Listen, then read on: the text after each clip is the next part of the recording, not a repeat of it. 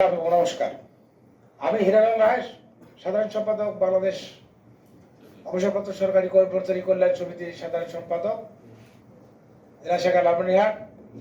আমি আপনাদের কিছু তথ্য উপস্থাপন করতেছি। এখানে স্যার আছেন। এখানে স্যারের উপস্থিতি আমি বলবো, স্যার আমাদের এই অবসরপ্রাপ্ত সরকারি কর্মচারী কল্যাণ সমিতি সারা দেশে, স্যার সারা বাংলাদেশে প্রতিটা জেলায় স্যার অবস্থিত।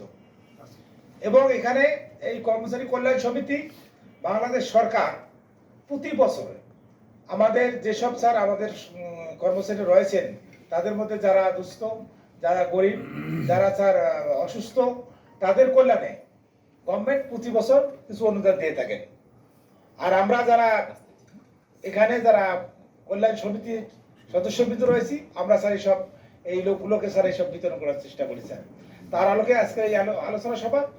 এবং স্যার আমরা স্যার প্রতি বছরে যে অনুদানটা পেয়ে থাকি তার বিবরণ আমি দিচ্ছি স্যার। আমরা 2024 সালে যে অনুদানটা পেয়েছি সেটা হচ্ছে স্যার, আমাদের শিক্ষাবৃত্তি পেয়েছি 1,52,000, এককালীন অনুদান পেয়েছি 2,62,000, সাধারণ চিকিৎসা, কন্যার বিবাহ এখানে পেয়েছি আমরা 3,60,000 এবং জটিল চিকিৎসার জন্য স্যার 70,000। মোট আমরা 8,44,000 টাকা সরকার